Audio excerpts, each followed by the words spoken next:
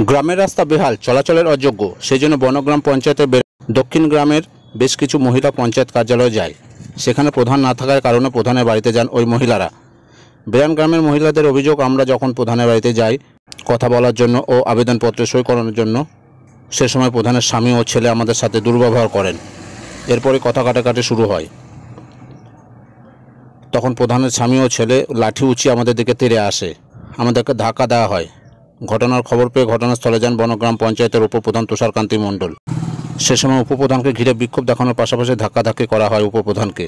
এরপরে ঘটনাস্থলে আসে সাঁইথিয়া থানার পুলিশ। পুলিশের সামনে উপপ্রধানের সঙ্গে কথা কাটাকাটিতে জড়ান মহিলারা। পুলিশ মহিলাদের শান্ত করার পর তাদের অভিযোগ শোনেন।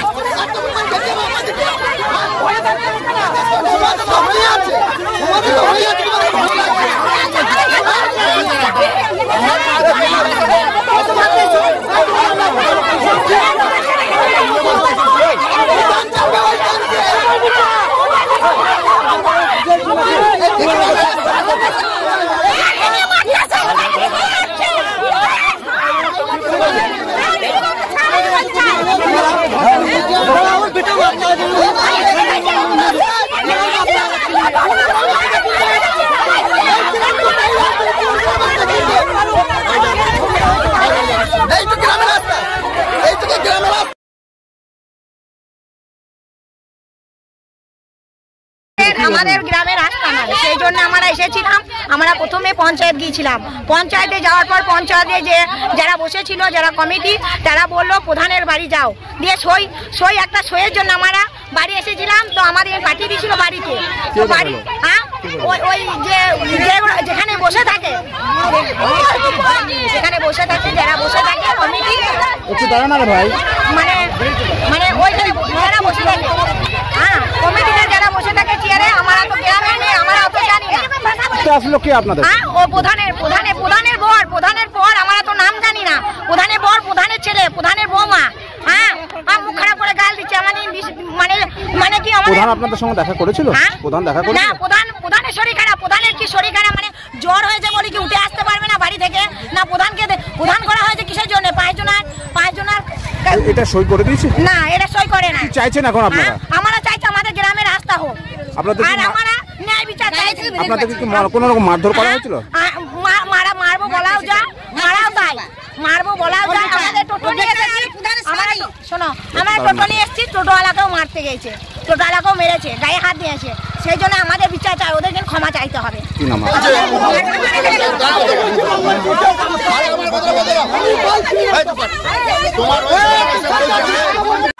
আমাদের বাড়িতে, আমাদের গ্রামের রাস্তা নাই বলে। আচ্ছা, তারপর কি হলো? হ্যাঁ, তারপর আমাদেরকে মারতে আসছে লাঠি নিয়ে। কে? ছেলে আর স্বামী। কেন মারতে আসছে? কেন? তার জন্য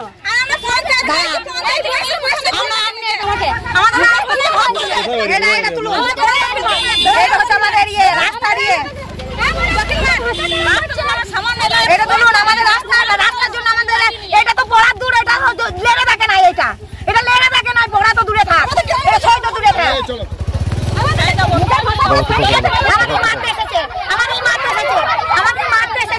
কে মারতে এসেছিল? কে? প্রধানের স্বামী, প্রধানের ছেলে। কেন একজন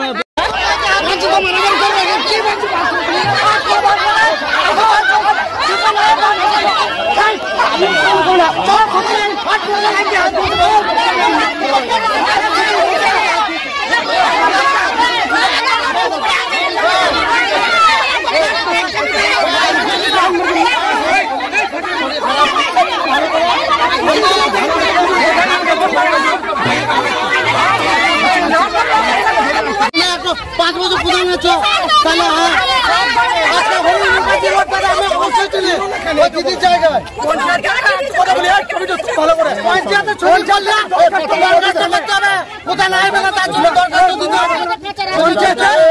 রাস্তা খারাপ, পঞ্চায়েতের দরখাস্ত নিল না কেন সেটা বলবে আমাদের তুষার দাও।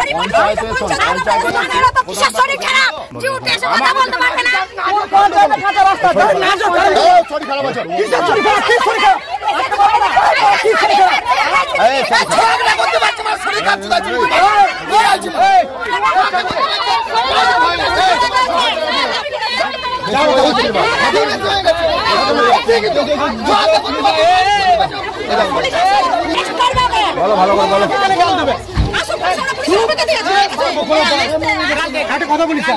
আমার মাকে যদি কেউ উৎসঙ্গল ব্যবহার করে আমার পারমিশন কিনা হ্যাঁ কিনা সেটা বলুন। দেখছি এসিজি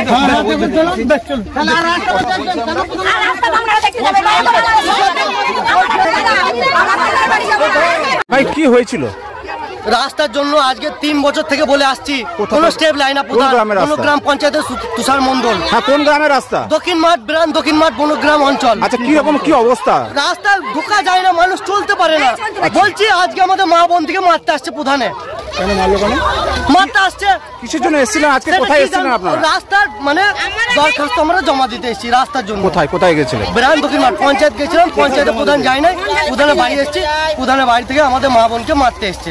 কেন মারছে? মারতে বলছে আমার বাড়িতে কিছু না, এবার তাহলে পঞ্চায়েত হয়তো কিসের জন্য ঝামেলা হচ্ছে এখানে? খোলনদিয়া সংসদের ব্রান বলে একটা গ্রাম আছে, সেখানকার রাস্তা হয়তো খারাপ আছে। ওরা পঞ্চায়েতে গেছিলো, প্রধানের শরীর খারাপ, প্রধান অসুস্থ আছে, ওই জন্য আজকে পঞ্চায়েত যেতে পারেনি। ওরা প্রধানের বাড়িতে এসেছিল।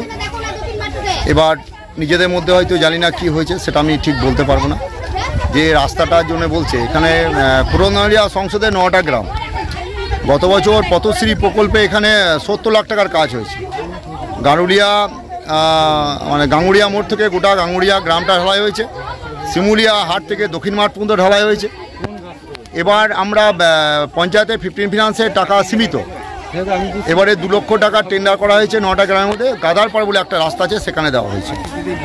রাস্তার যেটা ব্যাপার, আমাদের একটা কথাই বলা যে পঞ্চায়েতের কাজটা পঞ্চায়েতে হওয়াটাই বাঞ্ছনীয়। কাউরির বাড়িতে এসে অবাঞ্ছনীয় কথা বলা একটা সভ্য সমাজের পক্ষে মানানসই বলে আমরা মনে করি না। প্রধানের বাড়িটা যে ওরা 40-50 জন যে এসেছে, আসাটাও আমার মনে হয় ঠিকমতো উচিত হয়নি, কারণ পঞ্চায়েতের কাজটা পঞ্চায়েতে হওয়াটাই বাঞ্ছনীয় ছিল। ওদিকে বলা হয়েছিল যে আমাকে পঞ্চায়েত থেকে ফোন করেছিল সেক্রেটারি, এবং সেখানে বলে দিয়েছিলাম যে ওনাদেরকে বলুন কালকে পঞ্চায়েত অফিসে আসতে। তার সত্ত্বেও ওনারা হয়তো এসেছেন। পরবর্তীকালে কী হয়েছে বলতে পারবো না। এসে দেখলাম যে এরকম ঝুট ঝামেলা। ওনাদেরকে বলা হলো রাস্তার যেটা সমস্যা আছে, সেই রাস্তাটা আমরা পঞ্চায়েতের পক্ষ থেকে দেখে। যারা এসেছিল প্রধানের বাড়িতে, তাদের একটা অভিযোগ যে তারা যখন বলতে এসেছিল বা একটা সই করতে এসেছিল, তখন প্রধানের স্বামী এবং প্রধানের ছেলে তাদের উপর লাঠি নিয়ে চড়াও হয় এবং তাদেরকে ধাক্কাধাক্কি করা হয়। সেটা আমি বলতে পারবো না, কারণ আমি তখন উপস্থিত ছিলামও না। আমি সেই মুহূর্তে উপস্থিত ছিলাম না, কি হয়েছে আমি সেটাও বলতে পারবো না। আপনাকেও দেখা গেল ধাক্কাধাক্কি হয়ে গেল, ধাক্কাধাক্কি করতে এবং তর্কাতর্কি করতে আপনাকেও দেখা গেল, বিক্ষোভ দেখা? না না, আমি তর্কাতর্কি করতে যাইনি। ওদেরকে বোঝাচ্ছিলাম যে কি সমস্যা আছে না আছে সেটা বলো, চিৎকার চেঁচামেচি না করে রাস্তার ব্যাপারটা আমরা দেখে দেবো, এটাই বলেছি। রাস্তাটা কি ওখানে আপনি দেখেছেন রাস্তাটা কি খারাপ আছে বলে মনে হচ্ছে? রাস্তাটা গ্রামের সমস্ত মানুষ যখন দরখাস্ত দিয়েছে, নিশ্চয়ই খারাপ আছে বলেই আমার মনে হয়েছে। আমরা আগামীকাল পঞ্চায়েত থেকে যাব দেখতে। রাস্তা যদি খারাপ থাকে অবশ্যই রাস্তা আমরা ব্যবস্থা করে দেবো।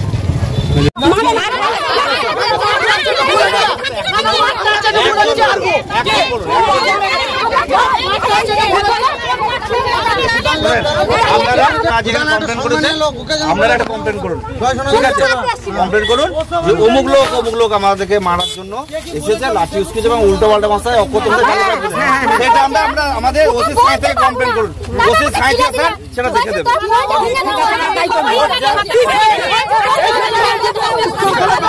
বলতে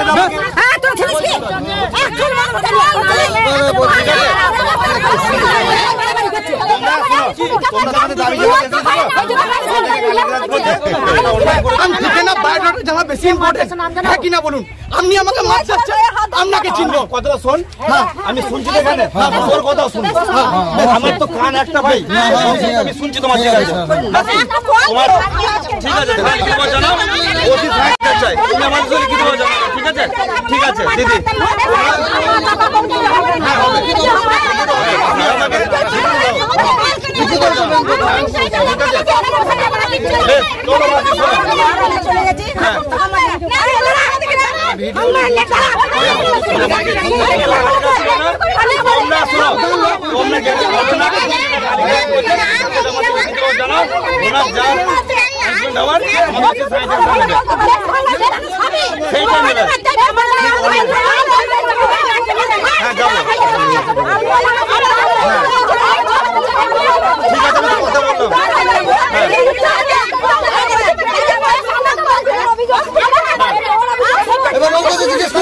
শুনবো।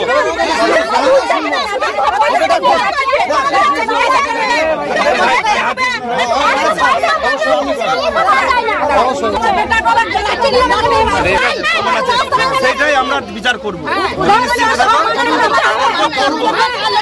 ও যদি অন্যায় করে থাকে ব্যবস্থা হবে।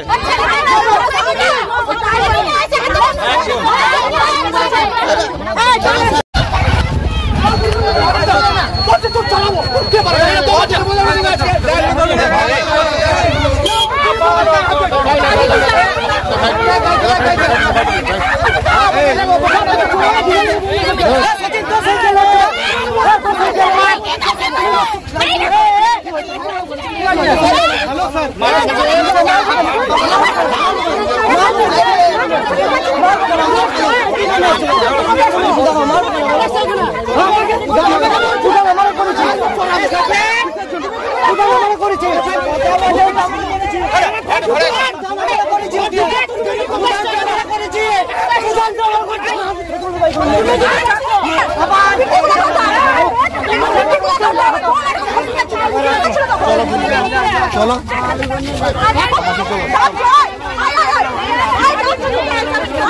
পরিচয় কিছু ঠিক আছে।